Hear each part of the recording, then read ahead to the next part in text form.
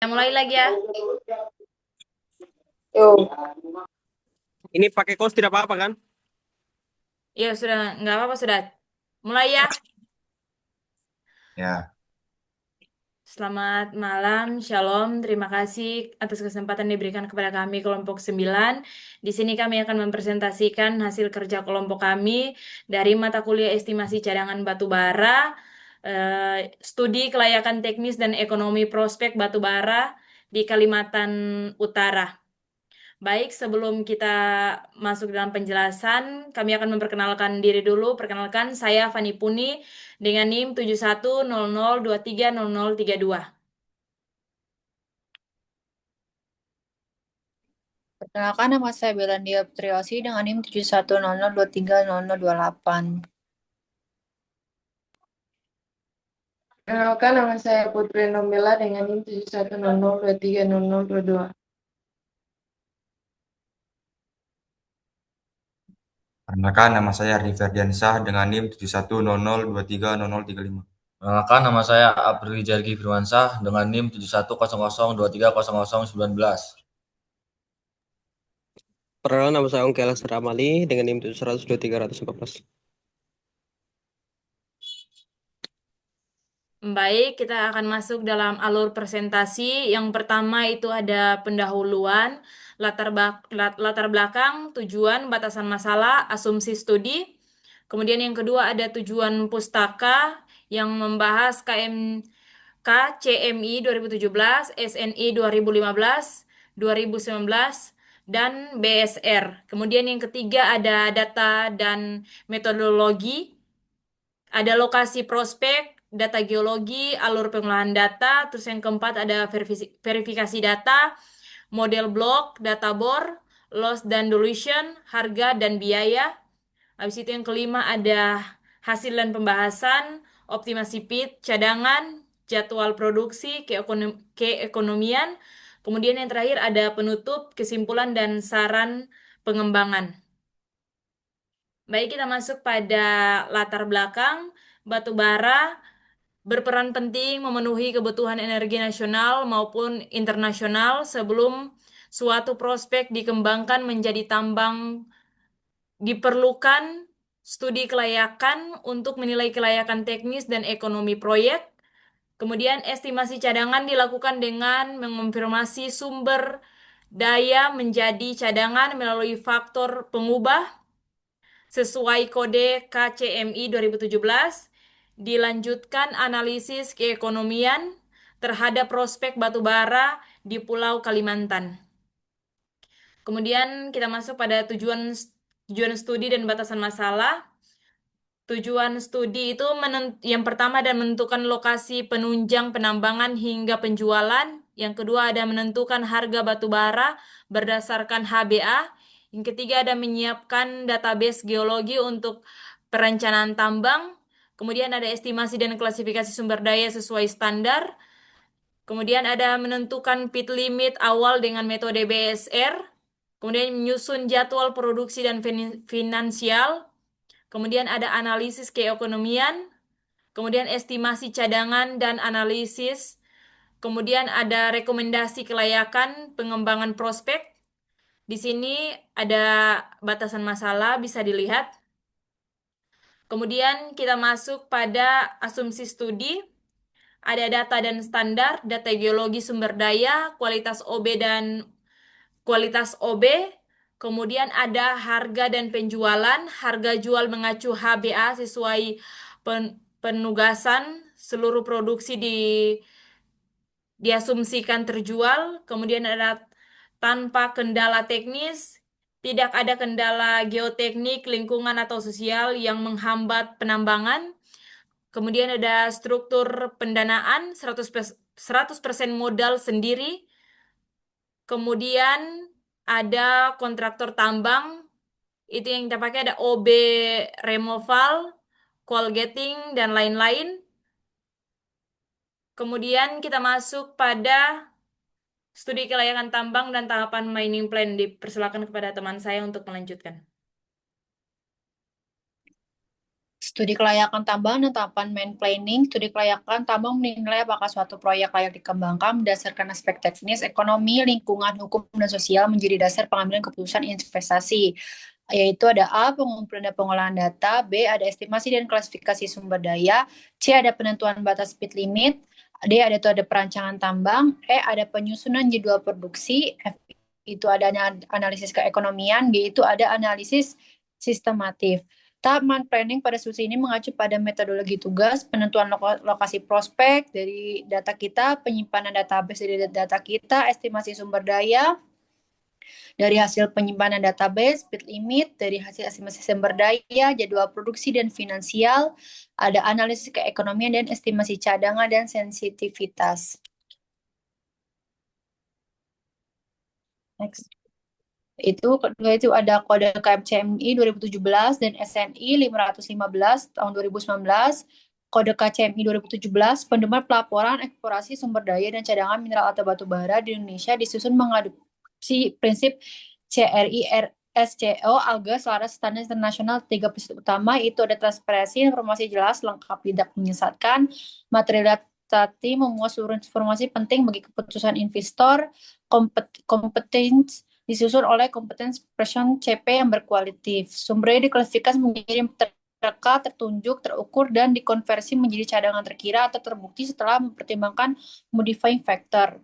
SNI 515 2019, pedoman pelaporan hasil eksplorasi sumber daya dan cadangan batu bara oleh BSN selaras kode KCMI 2017, yaitu ada sumber daya terdekat, data geologi terbatas, keyakinan rendah, sumber daya tertunjuk, data memandai, dasar pre-feasibility study, sumber daya terukur, keyakinan tertinggi, dan dasar feasibility study.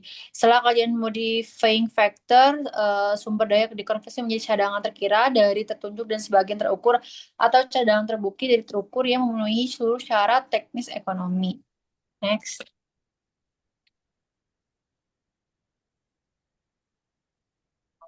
Nah, di situ ada optimasi pit limit, break-even stripping ratio BESR, stripping ratio SR, perbandingan volume overburden yang dipindahkan terhadap tonase batu bara yang ditambang, indikator keekonomian penambangan, SR sama dengan OB, BCM bagi coal atau ton, nilai SR rendah, penambangan lebih ekonomis, nilai SR selalu dibandingkan terhadap BESR untuk menentukan kelayakan suatu blok. Kriteria SR kurang dari BESR, blok ekonomis margin positif masuk PIT, SR lebih dari BESR, blok tidak ekonomis dikeluarkan dari PIT. Break even stripping ratio, nilai maksimum SR yang menghasilkan keuntungan 0 break even. Metode ini disebut juga margin ranking. BESR sama dengan P kurang C bagi COB. P itu harga jual batu bara, C itu total biaya selain pengupasan OB, COB itu biaya pengupasan overburden. Semakin tinggi harga jual, BSR semakin besar, lebih banyak blok layak ditambang. Studi ini menggunakan BSR terhadap cost sebagai metode penentuan initial pit limit. Selanjutnya akan dibacakan oleh teman saya.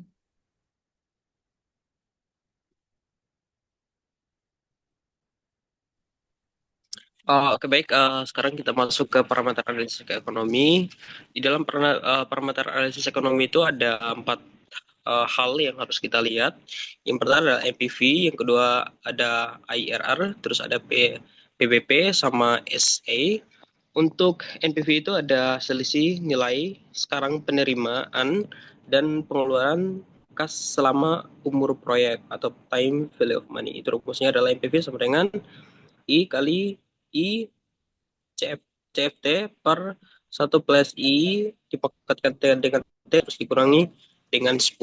Jadi kalau NPV itu lebih artinya di atas dari 0, maka proyek itu lag tampak. Terus yang kedua adalah IRR atau internal rate of return. Itu discount rate yang membuat NPV sama dengan 0. Itu menunjukkan kemampuan pengembalian investasi proyek. Itu rumusnya adalah 0 sama dengan I CFT per 1 tambah IRR pangkat T dikurangi 10. Jadi kalau IRR itu lebih besar dari MARR, itu artinya proyeknya layak. Terus ada PBP, itu payback period, Itu waktu yang dibutuhkan agar investasi awal kembali melalui arus kas bersih proyek. Itu rumusnya adalah PBP sama dengan investasi awal, terus dibagi dengan arus kas tahunan. Jadi makin singkat itu semakin lebih. Terus ada SA, Sensitivity Analysis, itu pengeluaran pengaruh perubahan harga, biaya dan produktivitas terhadap kelayakan proyek. Jadi kriteria kelayakan proyek pada studi ini IRR maksimumnya itu adalah 17,5% dan maksimumnya itu adalah 22,5%. Next. Untuk lokasi prospek tambang, lokasi yang digunakan untuk estimasi sekarang itu berada di Kalimantan Utara di titik M atau transshipment titik M dan transshipment TST1. Untuk proyek M9 itu titik tamanya itu berada di sekitar 2 derajat 41 menit 11 detik di Lintang Utara dan juga 117 dan sekian-sekian bujur timur itu di Kabupaten Bulungan, Kalimantan Utara. Terus untuk sungai yang dilewati adalah Sungai Kayan dan juga ada Sungai Mahakam. Terus untuk titik dari transshipment atau titik di mana kapal induk berada itu di 0 derajat 30 itu di Selat Makassar, selat yang diapit oleh Kalimantan Timur sama Sulawesi. Oh ini alur logistik batubara. Jadi batubara setelah ditambang terus di melakukan pemindahan itu dari pit dari tambang, habis itu melalui hauling darat. Jadi dari tambang pergi dimuat oleh dump truck bawa ke Pelabuhan Tongkang. Setelah Pelabuhan Tongkang baru berging Pelabuhan Tongkang membawa batubara itu menuju ke transshipment T1. Next. Ini adalah peta di mana lokasi prospek tambangnya, yang dimana yang bagian kuning T91 itu merupakan lokasi tambang. Untuk garis merah itu adalah alir pelayaran dari kapal tonggang tersebut, terus diakhiri di T1 di mana kapal induk berada atau kapal utama atau mother vessel berada untuk dilakukan pemindahan batubara dari kapal tongkang ke kapal utama untuk diekspor ke tempat tujuan. Nah, ini bisa dilihat sama seperti lokasi tambang titik 09 di lokasi yang sebelumnya sudah sampaikan, di mana dari lokasi tambang titik T9, terus garis merah yang tahap 1 dari tambang ke pelabuhan Tongkang, habis itu dari tambang Tongkang di merah yang kedua ke T1 ke mother vessel. Next.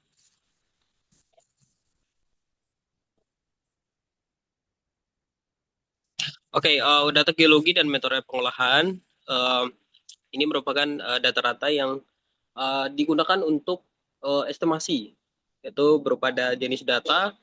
Ya, data yang kita gunakan adalah data geologi atau volume overburden atau material penutup di atas lapisan batu. Terus ada tonase batu bara, kualitas batu bara. Terus ada tahapan pengolahan data, yaitu berawal dari pengumpulan data, baik data OB, tonase, kualitas, biaya, dan harga, dan lain sebagainya. Terus yang kedua, setelah data kita kumpul, kita melakukan pengolahan menggunakan pivot table Microsoft Excel. Lalu lanjut ke perhitungan stripping ratio atau SR-nya. Dari setiap blok kita hitung. Baru kita melakukan, setelah kita menghitung SR-nya, baru kita melakukan penyusunan jadwal produksi dari OB sampai ke batubara. Habis itu sampai proses operasi penambangan. Selanjutnya akan dijelaskan oleh teman saya. Oke, kita masuk ke model blok batubara daerah penelitian. Data mentah ditransformasi menjadi blok model 2 dimensi grid kolom B00 sampai B78 kali baris 500 sampai S36. Lalu agregasi menggunakan pivot table untuk merekap tonase batu bara, volume overburden dan stripping rasio pada tabel 4.44. Total model 2.234 blok, tonase koal atau blok 0 sampai 17,904,73 ton, rata-rata 11,303 ton.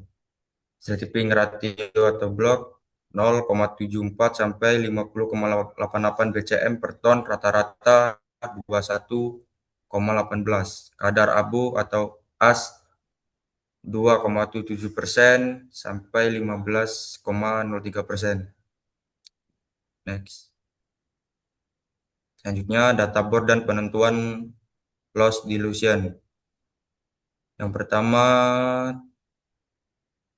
borehole BH001 ST-nya 31,06,3, Norting 4109, BH010 ST-nya 3749,1, Norting 4474, BH020 4320,2, Norting 4553, BH034 ST-nya 5323,6, Norting 4317, BH045 6021,3, Nortingnya 3903, BH061 ST-nya 5704,9, Nortingnya 4323. Masuk ke tabel. Oke. Harga batu bara dan asumsi keuangan. Parameter harga batu bara HBA nilainya 45,82. Biaya OB reformal biaya 2,36. Biaya coal getting nilai 3,00. Biaya coal hauling nilai 5,50. Biaya coal barging 4,25. Biaya coal transshipment 2,00. Biaya administrasi nilainya 1,25. Investasi awal 15 juta. Insek harga dan biaya. Harga jual FOB mengacu harga batubara acuan September 2020 dan digunakan sebagai basis pendapatan seluruh masa studi. Biaya operasi terbesar berasal dari coal hauling 5,50 USD per ton, mengingat jarak angkut kurang lebih 47,2 km dari tambang ke pelabuhan sungai. Royalti sebesar 13,5% dari pendapatan berlaku karena CV batubara lebih dari 6,100 KKL per kilogram. PP nomor 26 2022. Next. Masuk ke penyiapan database. Data pada set data soal berisi nama blok, overburden, tonase batubara, nomor blok atau strip, serta parameter kualitas AS, CV, ADB, FC, IM, RD, TM, TS, FM. Setelah data cleaning, database disusun sistematis sebagai basis estimasi sumber daya, perhitungan SR, penentuan peak limit, hingga analisis keekonomian. Contoh database blok sampel baris. Yang pertama B00500 overburden 61,5519, koal 14,477, as 649,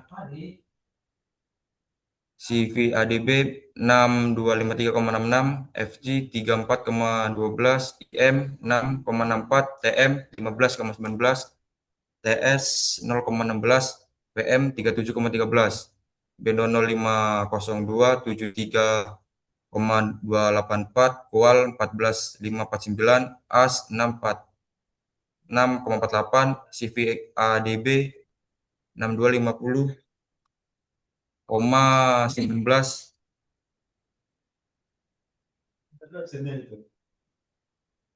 Oke, lanjut ke terakhir 500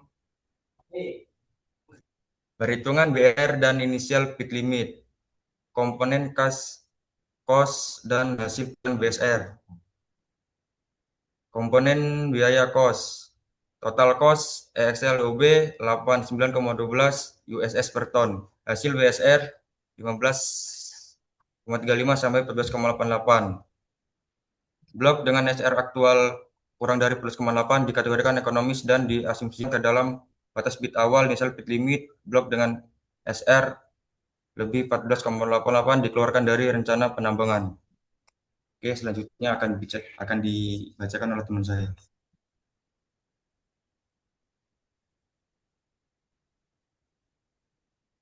Next.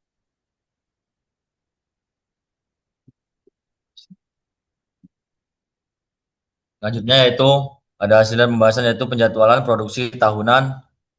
Di sini ada parameternya yaitu produksi batubara per tahun, per tahunnya ya.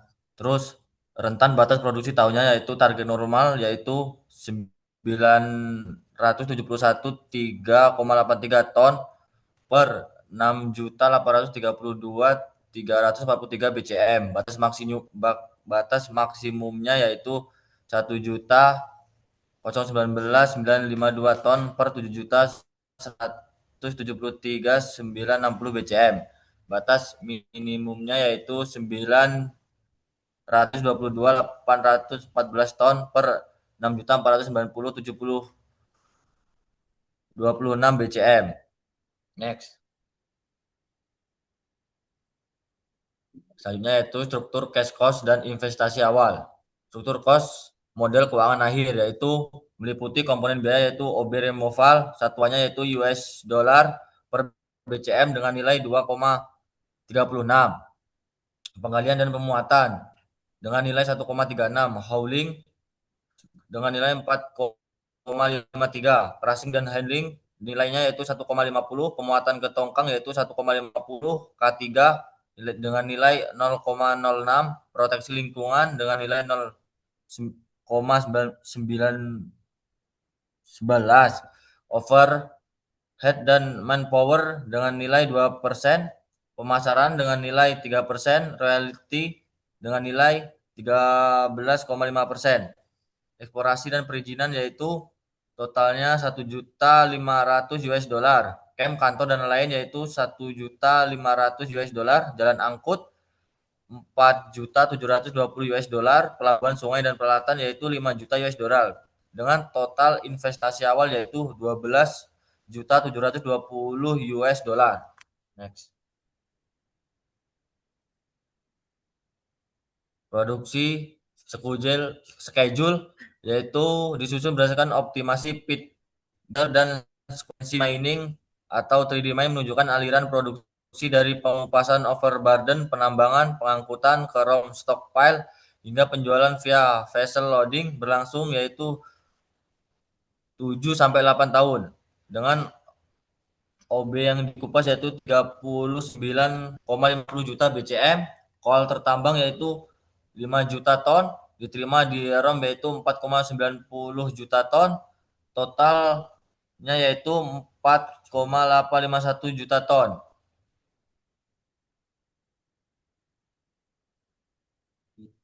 Sekitar 100. Next. Schedule finansial tahunan yaitu pendapatan total biaya per tahun 1.000 US dollar. Di sini ada bagan-bagannya yaitu totalnya 7 tahun, produksi terjual itu 4.851.000 ton. Total pendapatan yaitu 240.748.60 US dollar. Total biaya operasi yaitu 335.405.440 US dollar. Total biaya admin yaitu 45.750.140 US dollar. Laba sebelum pajak yaitu 158.579.950 US dollar. Next.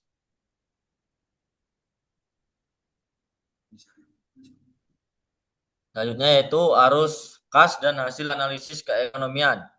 Berikut yaitu kumulatif net cash flow-nya yaitu menurun.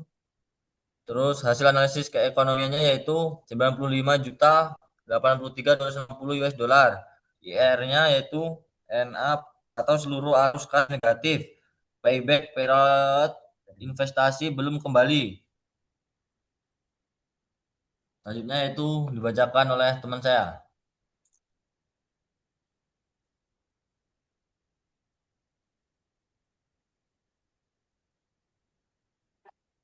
Kita masuk di kesimpulan, yaitu dari kesimpulan lokasi strategis, prospek M9 Kabupaten Bulungan, Kaltara didukung Sungai Kayan dan Trasimpen T1 di Selat Makassar untuk distribusi hasil tambang. Sebenarnya yang jadwal produksi stabil, rencana produksi 9 tahun konsisten, SR 7,02 sampai 7,26. Seluruhnya dalam batasan produksi yang ditetapkan. Pit limit terukur, optimasi BSR 14,88 menghasilkan cadangan 8,75 juta ton batu bara dengan SR keseluruhan 0,03. Sebelum layak ekonomis, NPV 15%, dengan totalnya 95,8 juta US dollar. IRR terhitung N per A karena seluruh arus kas tahunan negatif belum memenuhi Farmland rate 17,5 sampai 22,5%.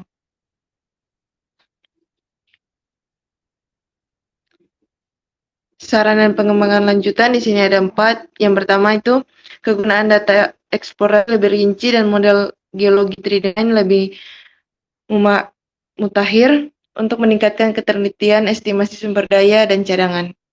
Yang kedua, kembangkan optimasi pit limit dan pertimbangan geoteknik, hidrologi, dan lingkungan agar rencana pit lebih realistis. Yang ketiga, perhitungan fluktuasi harga batu bara, biaya operasional, dan inflasi dan nilai tukar agar evaluasi investasi lebih representatif. Yang keempat, gunakan perangkat lunak perencanaan tambang yang lebih lengkap seperti algoritma Grossman untuk optimasi dan jadwalan yang lebih akurat.